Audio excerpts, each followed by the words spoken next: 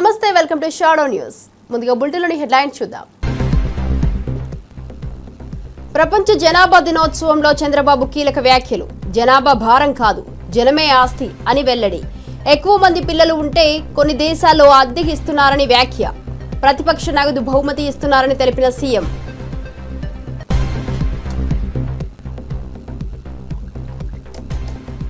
తిరుమల శ్రీవారిని దర్శించుకున్న బండి సంజయ్. టీటీడీలో 1000 మందికి పైగా అన్యమతస్థులకు ఉద్యోగాలు ఎలా ఇచ్చారని ప్రశ్న. వారిని ఉద్యోగాల నుంచి వెంటనే తొలగించాలని డిమాండ్.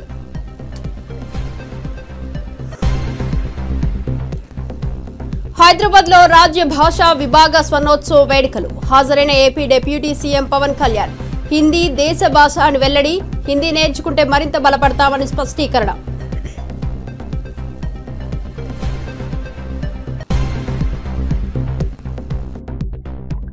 ఎన్నికల్లో బీసీ రిజర్వేషన్లపై తెలంగాణ కేబినెట్ కీలక నిర్ణయం. స్థానిక సంస్థల్లో బీసీలకు 42% రిజర్వేషన్ల అమలు అని వెల్లడి. రిజర్వేషన్లు అమలు చేశాకే స్థానిక ఎన్నికలని ప్రభుత్వ స్పష్టీకరణ.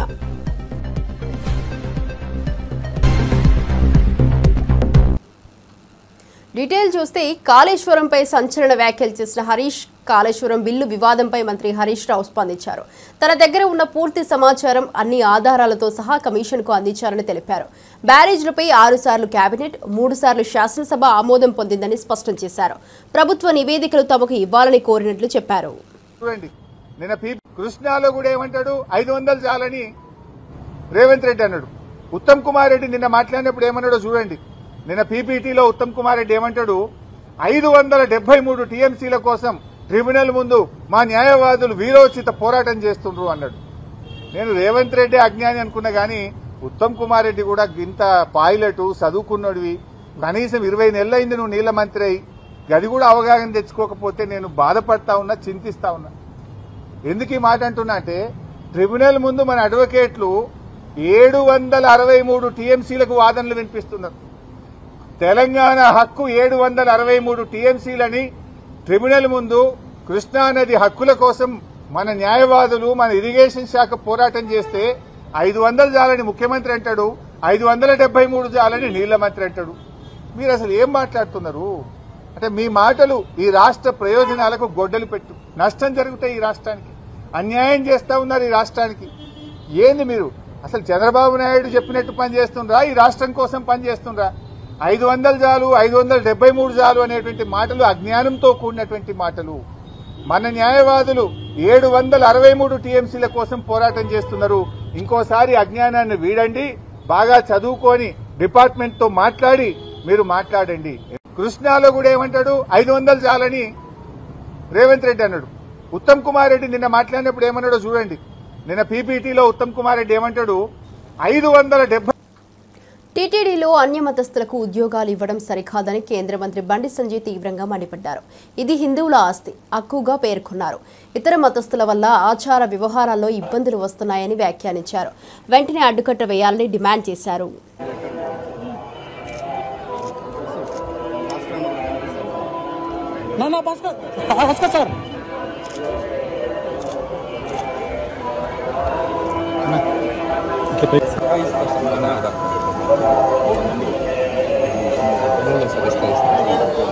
పెద్ద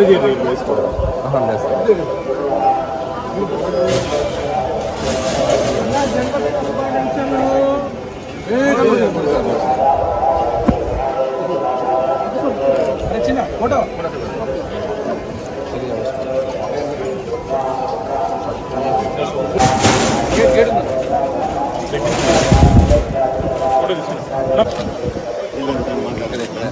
మాట్లాడుతున్నావా?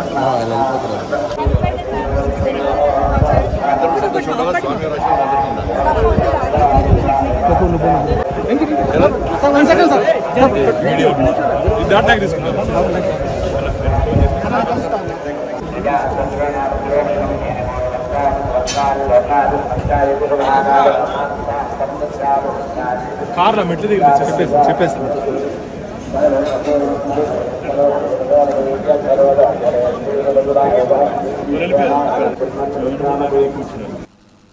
ఉపాధి హామీ బిల్లుల చెల్లింపులో కేంద్రం గ్రీన్ సిగ్నల్ ఇచ్చింది.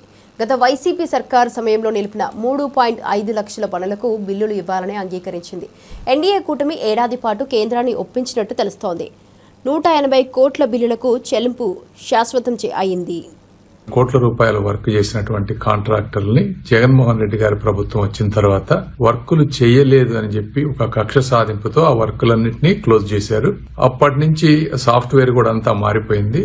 గత 6 సంవత్సరాలుగా వారికి పెండింగ్ బిల్లులు రాలేదు. కూటమి ప్రభుత్వం వచ్చిన తర్వాత మళ్ళీ ఆ పాత సాఫ్ట్వేర్ అంతా తీసుకొచ్చి సెంట్రల్ గవర్నమెంట్ లో ఉన్నటువంటి రూరల్ డెవలప్మెంట్ అధికారులు, స్టేట్ గవర్నమెంట్ అధికారులు కోఆర్డినేట్ చేసుకుని ఆ వర్క్స్ అన్ని ఈ రోజు రీఓపెన్ చేశాం.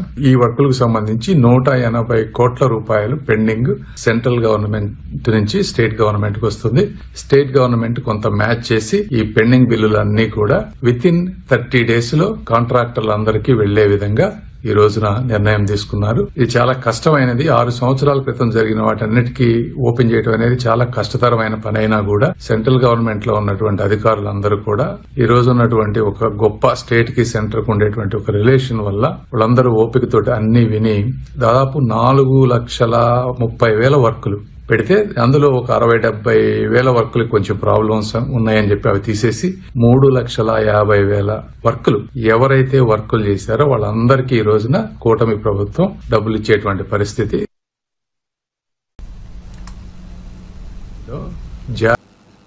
వైఎస్ జగన్ ప్రజాపక్ష నేత అని, ఎల్లప్పుడూ బాధ్యత ఉన్న నాయకుడని వైఎస్ఆర్ గుర్తు చేస్తూ వైఎస్ఆర్ కుటుంబంపై ఎల్లో మీడియా అవాస్తవాలు ప్రచారం చేస్తోందని కాసు మహేష్ రెడ్డి ధ్వజమెత్తారు. జగన్ గెలిచినా ఓడినా బాధ్యత తీసుకుంటారని, చంద్రబాబు మాత్రం తప్పుడు మాటలు చెబుతున్నారని విమర్శలు వెల్లువెత్తుతున్నాయి. ఒక హెడ్డింగు ఆయన పోలీసులతో మాట్లాడుతుంటే ఫోటోకి హెడ్డింగ్కి అసలు సంబంధం ఉండదు. రప్ప రప్ప అంటూ రెచ్చిపోయిన జగన్ ప్రశాంతంగా మాట్లాడుతున్నాడు అక్కడ పోలీసులతో.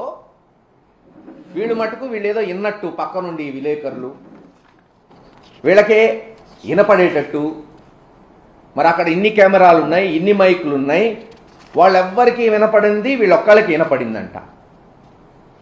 పోలీసుల్ని నరికేయండ్రా అంటూ ఎస్పీతోనే మాట్లాడుతున్నాడు. జగన్మోహన్ రెడ్డి గారి ఫోటో చూడండి, హెడ్డింగ్ చూడండి. మాట్లాడుతుందేమో అక్కడ ఉన్న ఒక ఆఫీసర్తో, దాని మీద హెడ్డింగ్ ఏమో పోలీసులు నరికేయండ్రా అంటే పోలీసులకే చెప్తాడా? ఏమయ్యా అబద్ధం ఆడితే అతికినట్టన్నా ఉండాలి బాబు. కనీసం చంద్రబాబు నాయుడు గారి దగ్గర మీరు పనిచేస్తూ వాళ్ళ కొరకు మీరు ఇన్ని పత్రికలు రాస్తూ అదన్నా ట్రైనింగ్ తీసుకోవాలి కదా. ఎన్టీ రామారావు గారిని దించేసి వెన్నుపోటు గొడిచేసి ఎన్టీ రామారావు గారి తప్పు చేసినట్టు చూపెట్టాడు. అది కూడా మీరు నేర్చుకోకపోతే అట్లా ఆ స్కూల్లో చదువుకుంటూ ఇష్టం వచ్చినట్టు పోలీసులే నరికేస్తారా? ఎవరన్నారు? ఏం గతంలో మాజీ ముఖ్యమంత్రులు, ప్రతిపక్ష నాయకులు పోలేదా? ప్రదర్శనలు చేయలేదా? ప్రభుత్వాన్ని నిలదీయలేదా? ఎప్పుడన్నా ఇలా రాశారా పత్రికలు? లేరు. ఇన్ని ఆంక్షలు పెట్టారా? సత్తెనపల్లి వస్తేమో 100 కార్లతో పోవాలంట. చిత్తూరు జిల్లాలో మామిడి రైతులు కొరకపోతే 500 మందే పోవాలంట. ఒక మాట బానే అన్నాడు అచ్చెన్నాయుడు గారు, వస్తున్న వ్యక్తి మామూలు వ్యక్తి కాదని. ఎస్, మేము అదే చెప్తున్నాం. ఇప్పటికన్నా గ్రహించండి జగన్మోహన్ రెడ్డి గారి బలగం ప్రతిపక్షమా పాలకపక్షమా కాదు, ప్రజల పక్షాన నిలబడిన వాడు నాయకుడు. ప్రజల గుండెల్లో చిరస్థాయిగా నిలబడిపోతాడు. అదే రాజశేఖర రెడ్డి గారు, ఈరోజు జగన్మోహన్ రెడ్డి గారు. చంద్రబాబు నాయుడు గారికి పరిపాటి అయిపోయింది. గెలిస్తే తన గొప్ప, ఓడిపోతే ఎమ్మెల్యేలు మంత్రులు. అందుకేగా ఇప్పుడు ప్రిపేర్ చేస్తున్నారు గ్రౌండ్. మంత్రులపై అసహనం, ఎమ్మెల్యేల మీద అసహనం, వ్యతిరేకత తెలిసిపోయింది. సంవత్సరంలో ఎంత వ్యతిరేకత వచ్చిందో వాళ్ళ సర్వేలు కూడా చెప్తున్నాయి. కాబట్టి గ్రౌండ్ ప్రిపేర్ చేసుకుంటున్నారు ఎవరిని బలిపశువు చేయాలని. గడిచిన 30-40 సంవత్సరాలు ఎలక్షన్స్ చూస్తున్నా, రాజకీయాలు చూస్తున్నా, ఇద్దరు నాయకులు అధికారంలో ఉన్నప్పుడు గెలిచినా ఓడినా నాదే బాధ్యత అన్నారు. ఇద్దరు నాయకులు, డాక్టర్ వైఎస్ రాజశేఖర రెడ్డి గారు, జగన్మోహన్ రెడ్డి గారు. అది బాధ్యత. అంటే గెలవచ్చు, ఓడచ్చు, అనేక కారణాలు ఉంటాయి, కానీ బాధ్యత తీసుకోవాలి కదా. ఇప్పటికన్నా చెప్తున్నాం, ఇప్పుడేమి ఎన్నికలు లేవు, ఇంకా 4 సంవత్సరాలు ఉంది. జగన్మోహన్ రెడ్డి గారు వచ్చేమి ఓటు అడగట్లయిందాక నేను చెప్పినట్టు కేవలం మీరు ఇస్తానన్న హామీలు నిలబెట్టుకోండి, మాట మీద నిలబడండి. తక్షణమే ఆడవాళ్ళకి ఇస్తానన్న నెలకి 1,500 లేదు సంవత్సరానికి 18,000 విడుదల చేయండి. డ్వాక్రా మహిళలు అల్లాడిపోతున్నారు అప్పులు కట్టుకోలేక. నిరుద్యోగులకి 3,000 ఇవ్వండి. కనీసం వాళ్ళు పెళ్లిళ్ళు చేసుకొని ఉద్యోగాలు లేక పిల్లల్ని పోషించుకోలేకపోతున్నారు. బీసీలకు 42% రిజర్వేషన్లు కల్పిస్తూ మంత్రివర్గం తీసుకున్న నిర్ణయాన్ని ప్రభుత్వ విప్ ఆది శ్రీనివాస్ స్వాగతించారు. రేవంత్ రెడ్డి చేసిన కామారెడ్డి డిక్లరేషన్కు కృతజ్ఞతలు చెప్పారు. ఇక కేంద్రం స్పందించకపోవడంతో ఆర్డినెన్స్ తీసుకురావాల్సి వచ్చిందన్నారు. ముఖ్యమంత్రి రేవంత్ రెడ్డి గారు ప్రత్యేక చొరవతోటి 2018 పంచాయతీరాజ్ చట్టాన్ని సవరిస్తూ ఒక ఆర్డినెన్స్ తీసుకురావడం ఇది అభినందనీయమైన మాట సందర్భంగా చెబుతూ, కామారెడ్డి డిక్లరేషన్ అప్పుడు బీసీలకు 42% రిజర్వేషన్ ఇస్తామని చెప్పి మహేష్ కుమార్ గౌడ్ గారి నోట ఆనాడు వర్కింగ్ ప్రెసిడెంట్ హోదాలో పీసీ పెండు ఉన్నప్పుడు వారి చొరవ కూడా ఈ సందర్భంలో గుర్తు చేస్తూ 2018 పంచాయతీరాజ్ చట్టాన్ని సవరిస్తూ ఆర్డినెన్స్ తీసుకురావడం రాబో రోజుల్లో జరగబోయే ఎన్నికల్లో ఈ చట్టం వల్ల 42% బీసీలకు ప్రయోజనాలు ఉనగూరేటువంటి సందర్భాన్ని గుర్తు చేస్తూ రాష్ట్ర అసెంబ్లీలో బీసీలకు 42% బిల్లును బీసీ సంక్షేమ శాఖ మంత్రి పొన్నం ప్రభాకర్ గారు ప్రవేశపెట్టినప్పుడు ఆ 42% బిల్లును బలపరిచేటువంటి అవకాశం, మాట్లాడే అవకాశం ఒక బీసీ బిడ్డగా నాకు రావడం పూర్వజన్మ సుకృతంగా భావిస్తూ ఆ రోజే గౌరవ ముఖ్యమంత్రి రేవంత్ రెడ్డి గారు ప్రత్యేకంగా అభినందనలు చెప్పడం జరిగింది. ఈరోజు రాష్ట్ర శాసనసభలో బిల్లును ఆమోదింప చేసుకుని కేంద్ర ప్రభుత్వానికి పంపిస్తే ఇప్పటి వరకు కేంద్ర ప్రభుత్వం ఆ 42% సంబంధించిన దానిపైన తమ చిత్తశుద్ది నిరూపించుకోలేరు. కేంద్ర ప్రభుత్వం దీనిపైన ఊసే పలికిన సందర్భంలో బీజేపీ, బీఆర్ఎస్ పార్టీ రెండూ కూడా మా ముఖ్యమంత్రి శ్రీ రేవంత్ రెడ్డి గారిని అభినందించాలి, స్వాగతించాలి. మీరు ప్రత్యేకంగా మా ముఖ్యమంత్రికి అభినందనలు చెప్పి మీ చిత్తశుద్ది నిరూపించుకోవాల్సిందిగా కోరుతా ఉన్నా. ముఖ్యమంత్రి శ్రీ రేవంత్ రెడ్డి గారు ప్రత్యేక చొరవతోటి ఆంధ్రప్రదేశ్ ఉప ముఖ్యమంత్రి పవన్ కళ్యాణ్ రాజ్య భాషా విభాగ స్వర్ణోత్సవ వేడుకల్లో పాల్గొన్నారు. ఈ కార్యక్రమం ద్వారా కేంద్ర, రాష్ట్ర ప్రభుత్వాల మధ్య భాషా ప్రాధాన్యతపై చర్చలు, కలిసికట్టుగా అభివృద్ధి అంశాలు ఉద్భవించాయి. పవన్ పలు కీలక అంశాలపై సున్నితంగా స్పందించారు.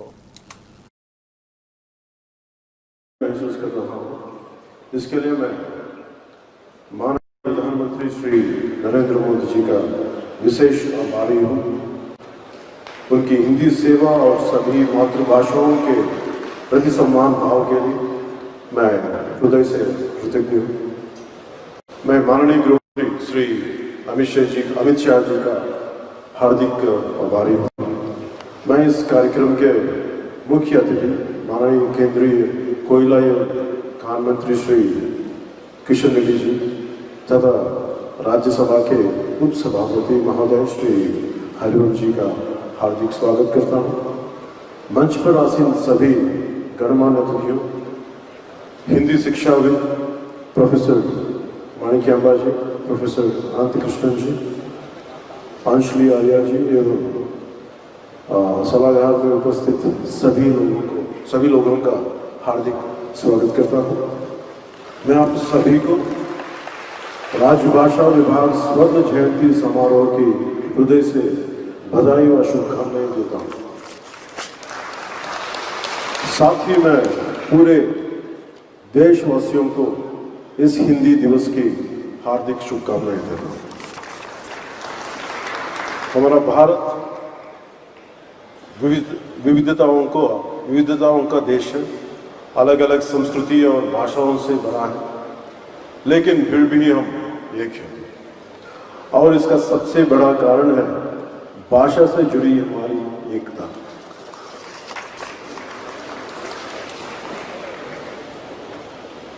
वो कहते हैं ना, कोस कोस पर बदले पानी, चार कोस पे वाणी। ऐसा ही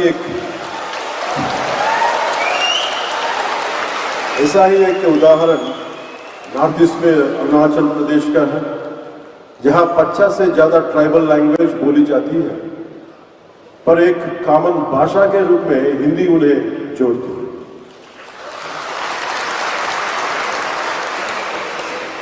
हिंदी से जुड़ा एक కాకినాడ జీజీహెచ్లో 15 మంది యువకులు మద్యం మత్తులో ప్రవేశించి గాయపడ్డ యువకునిపై దాడి చేశారు.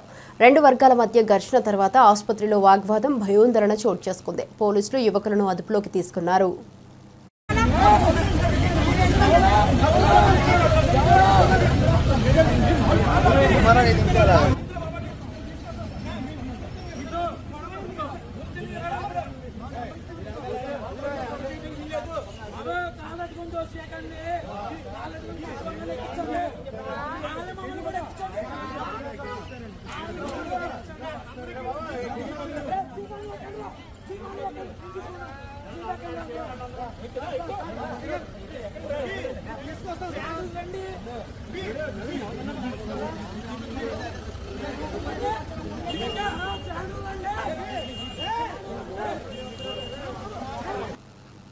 బీసీలకు 42% రిజర్వేషన్లు అమలు అయిన తర్వాతే స్థానిక ఎన్నికలకు వెళ్తామని మంత్రి పొంగులేటి ప్రకటించారు.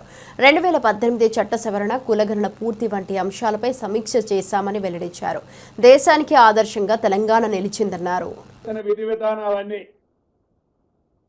ఈ మధ్యనే రాష్ట్ర ఆనరబుల్ హైకోర్టు కూడా డైరెక్షన్ ఇచ్చింది. 3 నెలల్లో ఎన్నికల్లో స్థానిక సంస్థల ఎన్నికల కంప్లీట్ చేయాలని వడివడిగా మాటలతో కాకుండా చిత్తశుద్ధితో లీగల్గా అడ్వకేట్ జనరల్ గారు లాంటి అనుభవజ్ఞుల సూచనలు సలహాలు తీసుకొని ఈ ప్రభుత్వం ఏదైతే డెడికేషన్ కమిషన్ వేశారో వారి ద్వారా రిజర్వేషన్లు ఇతరత్ర ప్రాసెస్ చేస్తూ ఇందిరమ్మ ప్రభుత్వము ఇచ్చిన మాట ప్రకారం 42% బీసీ సోదరులకి రిజర్వేషన్ ఇస్తూ స్థానిక సంస్థల ఎన్నికలకు పోవాలని నిర్ణయించినందుకు దాని మీద మా బీసీ మంత్రులు మళ్ళీ నేను మాట్లాడిన తర్వాత వారు కూడా మాట్లాడతారు. విధి విధానాలన్నీ ఎమ్మెల్యే కేటీఆర్ కు ప్రతిపక్ష హోదా లేదని ఛాలెంజ్ చేయాలంటే కేసీఆర్ చేయాలని ఎంపీ చామల కిరణ్ కుమార్ రెడ్డి విమర్శించారు. రేవంత్ స్థాయిలో కేటీఆర్ కాదని స్పష్టం చేశారు. దమ్ముంటే అధికార ప్రతిపక్ష హోదా తెచ్చుకోవాలని అన్నారు. ఈ మాయదారి మాటలు చెప్తున్నటువంటి కేసీఆర్ కుటుంబం మాయల పడకుండా అసలు మన దక్షిణ తెలంగాణలో మనం కృష్ణా జలాల మీద 299 కాదు మనకు రావాల్సినటువంటి భాగం కోసం ఒకటి ఫైట్ చేయాలి. 2 మరి తీసుకున్న నీళ్ళని ఎక్కడ దాచిపెట్టాలి, ఎన్ని ట్యాంకులు కట్టుకోవాలి, ఎన్ని రిజర్వాయర్లు కట్టుకోవాలనే దాని మీద చర్చ జరగాల్సిందే. అయ్యాల 2 లక్షల కోట్లు ఖర్చు పెట్టినటువంటి కేసీఆర్ కేవలం ఉత్తర తెలంగాణలో కాళేశ్వరం మీద పెట్టింది తప్ప సగం పనులు కంప్లీట్ అయిపోయినటువంటి ఎస్ఎల్బిసి టన్నల్ కానీ సగం పనులు కంప్లీట్ అయిన జూరాల ఈ కింద ఉన్నటువంటి పాలమూరు రంగారెడ్డి ప్రాజెక్టుల మీద కనుక ఒక 5-6 వేల కోట్లు ఖర్చు పెట్టినా కానీ లక్షల ఎకరాల నీళ్లు ఈ రోజు లక్షల ఎకరాలకు నీళ్లు వచ్చేది. మనకు కృష్ణా జలాలను కాపాడుకునే ప్రయత్నం చేద్దాం. కానీ రాజకీయాలే చేయాలని మళ్ళీ మొదలు తెరలేపిరు. తెలంగాణ ప్రజలు అప్రమత్తంగా ఉండాలి. కేటీఆర్ కి నేను ఒక్కటే చెప్తున్నా, కేటీఆర్ నువ్వు ఆఫ్టర్ ఆల్ ఎమ్మెల్యేవు, ముఖ్యమంత్రిని ఛాలెంజ్ చేయాలంటే కేవలము మీ నాయన అపోజిషన్ లీడర్ గుండి ఛాలెంజ్ చేయాలి. మీ నాయనకు ఆరోగ్యం బాగాలేకపోతే ముఖ్యమంత్రి చిన్నోడు కాబట్టి వయసులో మీ నాయనకు మర్యాద ఇస్తూ సీనియర్ గా 10 ఏళ్ళ ముఖ్యమంత్రి ఉండు కాబట్టి ఫామ్ హౌస్ కే వచ్చి చర్చ చేద్దామంటుడు. మీరు ఊకేనే నువ్వేదో ముఖ్యమంత్రి అయితా అని పగటి కలలు కానీ ఊకే వచ్చి ప్రెస్ మీట్లు పెట్టి ముఖ్యమంత్రిని ఛాలెంజ్ చేస్తే ముఖ్యమంత్రి అయితా అన్న పిచ్చి ఆలోచనలకు వెళ్ళి బయటకు వచ్చి నువ్వు ఫస్ట్ మీ నాయన ఒకవేళ రాలేను, నేను చర్చలు కూడా పాల్గొనలేను, నాకు ఓపిక లేదని చెప్తే నువ్వు పోయి మీ నాయన దగ్గర ప్రతిపక్ష హోదా ఈ మాయా.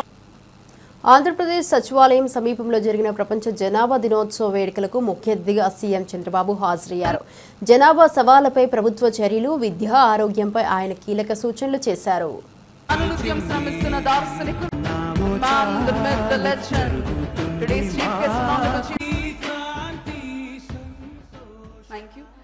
Welcome, sir. Thank you so much for attending and enhancing the elegance of the program. I now invite other dignitaries.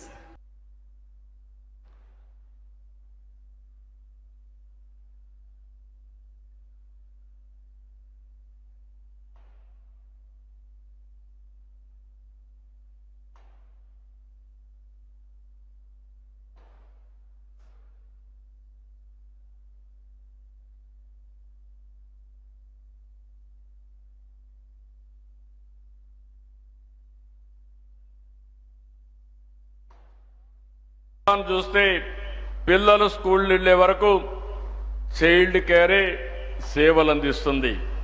పిల్లల చదువుకు ఆర్థిక సహాయం చేస్తుంది. లేదా పూర్తిగా ఉచిత విద్యను కూడా అందిస్తా ఉంది.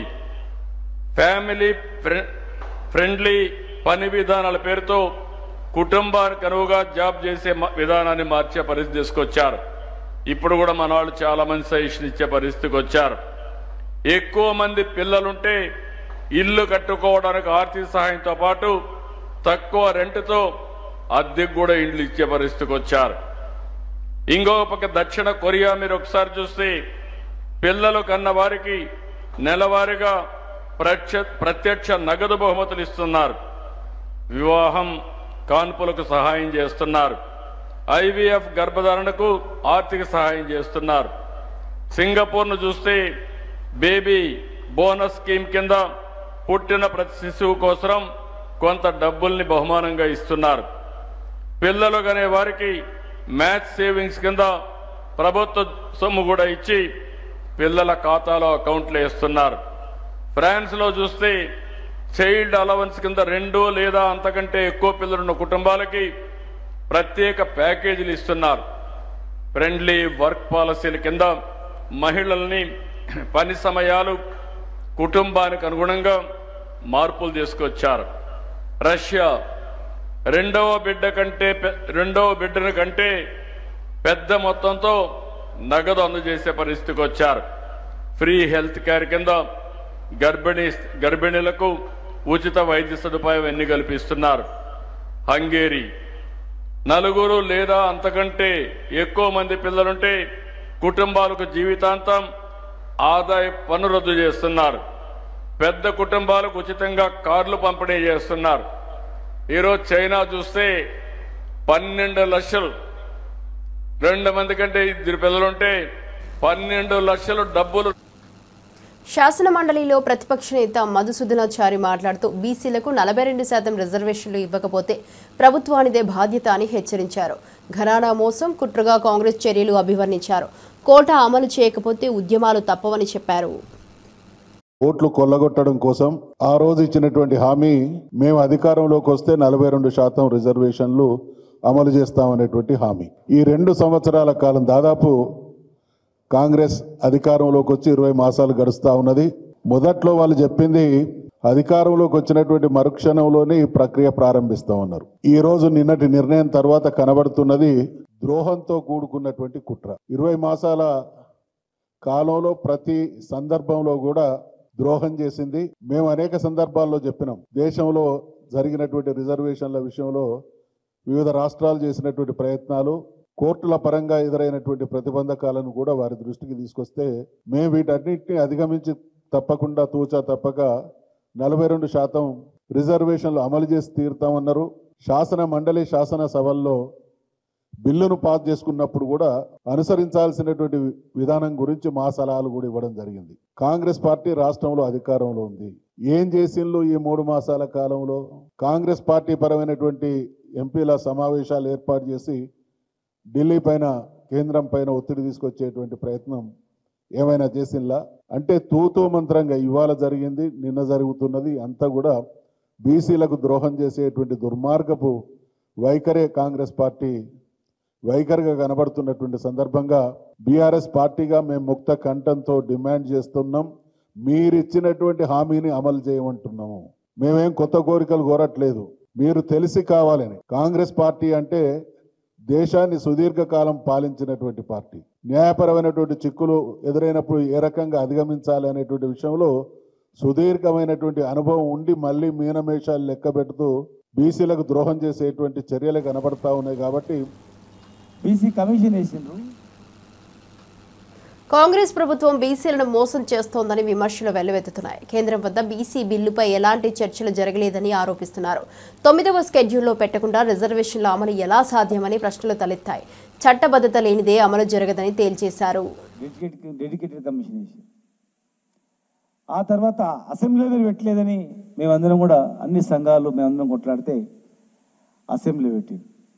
అసెంబ్లీ పెట్టినప్పుడు మా పార్టీ తరఫున పూర్తి మద్దతు. మీరు ఏ పోరాటం అయినా చేయండి, ఇక్కడ చేయండి, ఢిల్లీ కూడా వస్తాం, మీతో పాటు అఖిలపక్షాన్ని తీసుకెళ్ళండి, ప్రధానమంత్రిని కలుద్దాం, తమిళనాడు తరహా మనం సాధించుకుందాం అని చెప్పినాం. చెప్పిన తర్వాత ఒక్కరోజు కూడా మరి ప్రధానమంత్రిని కలవలేదు, రాష్ట్రపతిని కలవలేదు, హడావుడి చేసింది తప్ప ప్రయత్నం చేసినట్టు తెలంగాణలో ఒక చిన్న పిల్లాడంటే చెప్తారు. ఢిల్లీలో పోయి 42% గురించి ఏమైనా అడిగిన చేసిందంటే అడగంది ఎవరు, అమ్మ కూడా అన్నం పెట్టదు. మరి ఈరోజు సడన్గా క్యాబినెట్ సమావేశాలు పెట్టి గవర్నర్ ఆర్డినెన్స్ అంటున్నారు. ఇదే గవర్నర్ గారు రాష్ట్రపతికి పంపిండు, అక్కడ పెండింగ్లో ఉంది. మళ్ళీ మీరు ఇప్పుడు ఆర్డినెన్స్ అని చెప్తున్నారు. ఆర్డినెన్స్ జియో ఇచ్చి ఆర్డినెన్స్ ద్వారా తెస్తామంటున్నారు. గతంలో 2018లో 396 జియో ద్వారా 34% పెంచి ఇదే మేము గవర్నర్ ద్వారా మేము రిజర్వేషన్ ఇచ్చి పెంచి ఇద్దామనే ప్రయత్నం చేస్తే స్వప్నారెడ్డి అనే ఒక పిటిషనర్ హైకోర్టులో వేసి కొట్టేశారు. ఈ 396 మీలాగా మేము ఇచ్చిన జియో ఆల్రెడీ కొట్టేయంగా సుప్రీంకోర్టుకి వెళ్తే సుప్రీంకోర్టు కూడా మీరు విత్డ్రా చేసుకుంటారా అని చెప్పి బెదిరించి విత్డ్రా చేయించుకోగా, మహారాష్ట్రలో కూడా సేమ్ జియో ఇస్తే ఎలక్షన్ నోటిఫికేషన్ తర్వాత కూడా రద్దు చేయంగా, మీ కన్న ముందర కనిపించంగా, తమిళనాడులో 3 సార్లు ఆంక్షలు పెట్టంగా మళ్ళీ విత్డ్రా చేయంగా, పాట్నాలో దేశంలో అనేక రాష్ట్రాల్లో బీసీలకు రిజర్వేషన్ ఇస్తామని చెప్పి అన్నీ కూడా కోర్టు నుంచి ఫెయిల్ అయిన అన్ని అనుభవాలు పెట్టుకొని మీరోజు చట్టబద్ధతతో ఇస్తామని చెప్పి హామీ ఇచ్చి ఏ చట్టబద్ధత మరి చట్టబద్ధత లేదనుకొని అసెంబ్లీలో పెట్టినరా, కమిషన్ వేసినరా? ముందే మీరు ఇమీడియట్గా 6 నెలల లోపల జియో తీసుకొని జియో ఇష్యూ చేసి కోర్టుల మీద కొట్టేస్తే అప్పుడు మీరు అసెంబ్లీ ప్రాసెస్ చేసి అక్కడి నుంచి పంపించాలి. కానీ మీరు పైకి వెళ్ళి రివర్స్ మళ్ళీ బీసీ రిజర్వేషన్లపై వకులాభరణం ఘాటు వ్యాఖ్యలు చేశారు. ఇక రాష్ట్రంలో బీసీలకు 42% రిజర్వేషన్ల విషయంలో ప్రభుత్వం నిజంగా ప్రేమ చూపించాలని బీఆర్ఎస్ నాయకులు వకులాభరణం కృష్ణమోహన్ రావు డిమాండ్ చేశారు. రీసర్వే నిర్వహించి స్వతంత్ర కమిషన్ ద్వారా అధ్యయనం చేయించాలని, కాంగ్రెస్ ప్రభుత్వం చెప్పిన ప్రకారమే చేస్తే ప్రజలు గందరగోళానికి లోనవుతారని విమర్శించారు. కాంగ్రెస్ ప్రభుత్వం చేసిన సర్వే తప్పు అని స్పష్టంగా చెబుతున్నామన్న వకులాభరణం ప్రభుత్వ తీరును గోల్మాల్గా అభివర్ణించారు. 42% రిజర్వేషన్లకు తమ సంపూర్ణ మద్దతు ఉంటుందని స్పష్టం చేస్తూ ఎన్నికల ఆలస్యం చేస్తున్నారని, బీసీలను మోసం చేయొద్దన్నారు. ఇక రిజర్వేషన్లు అమలైన తర్వాతే స్థానిక సంస్థల ఎన్నికలు నిర్వహించాలని డిమాండ్ చేశారు. ఈ వ్యాఖ్యలతో బీసీ రాజకీయాలు తెలంగాణలో మరింత వేడెక్కుతున్నాయి. ఒక జడ్జిమెంట్ వచ్చింది కాబట్టి మీరు రాష్ట్రపతి గారి దగ్గరికి వెళ్ళి మీరు అఖిలపక్షాన్ని కల్పించి లేకపోతే ఏం లోటుపాట్లు ఉన్నాయనేది చెప్పి ఆ బిల్స్ తీసుకొచ్చే ప్రయత్నం అనేది చేయాల్సి ఉండే. లేదా రాజ్యాంగ నిపుణులతో మాట్లాడండి, మరి డీమ్డ్ అసెంట్ అవుతాగా, అవుతే తీసుకొచ్చి వెంటనే మరి జీవోలు ఇచ్చేసి ఎలక్షన్లకు పోండి, 42% ఇవ్వండి. మీరు అసెంబ్లీ జరుగుతున్నప్పుడేమో అవన్నీ చేయరు, అసెంబ్లీలో ఏది టేబుల్ చేయరు, ప్రజలకు ఏది స్పష్టంగా చెప్పరు, అన్ని పద్ధతులు తప్పు పాటిస్తారు, చట్టబద్ధంగా రాజ్యాంగబద్ధంగా ఉన్నాయని తప్పులు పట్టించి ఇవాళ మీరు ఏం చేయాలనుకుంటారు? బీసీలకు మోసం చేయడం తప్ప, దగా చేయడం తప్ప, ఇది గరానా మోసం తప్ప మరొకటి కాదు. కాబట్టి దీని మీద మళ్ళీ మనం తప్పనిసరిగా మళ్ళీ అన్ని విషయాలు చర్చించుకుందాం. కానీ ఇవాళ రాష్ట్ర ప్రభుత్వం బీసీలకు మోసం చేసుడు బంద్ చేసి 42% ఎట్లు ఇస్తారని ఇప్పటికైనా రాజ్యాంగ నిపుణులతో మాట్లాడండి. మీరు చట్ట సవరణ ఎట్లా చేస్తారో చాలా స్పష్టంగా మీరు ప్రజలకు చెప్పండి. మేము ఇవాళ అంటున్నాం, నీ డెడికేటెడ్ కమిషన్లు రాంగు, నీ ప్రణాళిక విభాగం చేసినటువంటి సర్వే తప్పు, అది ఎక్కడా నిలబడదు. కాబట్టి నువ్వు ఇవాళ ఇప్పటికైనా రియలైజ్ అయ్యి ఈ రేవంత్ రెడ్డి గారి ప్రభుత్వానికి కనుక బీసీల మీద ప్రేమ ఉంటే మీరు మళ్ళీ మొత్తం రీస్కెడ్యూల్ చేసుకోండి విషయానంతా కూడా. మళ్ళీ ఆర్టికల్ 340 ప్రకారమా, లేదా కమిషన్ ఆఫ్ యాక్ట్ 1952 ప్రకారమా, లేకుంటే స్టాటిస్టికల్ యాక్ట్ 2008 ప్రకారమా ఓ కమిషన్ వేయండి, మళ్ళీ సర్వే చేయించండి. నువ్వు సర్వే చేసి కమిషన్లకు ఇస్తే, కమిషన్ చేస్తే కంటెంపరానియస్ కాదు. కమిషన్ తన యొక్క మేధస్సును ఉపయోగించి ఎక్స్పర్ట్స్ని పెట్టుకొని తనదైనటువంటి పద్ధతిలో కమిషన్ స్వతంత్రంగా నివేదిక ఇవ్వాలి. నువ్వు ఇచ్చినటువంటి లెక్కల ప్రకారం ఇవ్వడం అనేటువంటిది ఉండదు. ఇవాళ మేము ఇంకోటి ప్రశ్నిస్తా ఉన్నాం. ఇది జరుగుతుండగా జస్టిస్ సుదర్శన్ రెడ్డి కమిటీ అనేది ఒకటి కొత్తగా వచ్చింది. ఇప్పుడు నీ సర్వే రిపోర్టే తప్పు అని మేమంటుంటే, నీ ప్రభుత్వం చేసే అధికారం లేదని మేమంటుంటే, నువ్వు జస్టిస్ సుదర్శన్ రెడ్డి గారి కమిటీ ఎక్కడిది? ఈ సుదర్శన్ రెడ్డి గారి కమిటీ ఏ జీవో ద్వారా వచ్చింది? దానికి ఇచ్చిన టర్మ్స్ ఆఫ్ రిఫరెన్స్ ఏమిటి? కాబట్టి ఇదంతా కూడా గోల్మాల్ చేసేటటువంటి ప్రయత్నం చేస్తున్నారు. ఇవి ఇప్పటివరకు బులెటిన్ అప్డేట్ చూస్తూనే ఉండండి షాడో న్యూస్.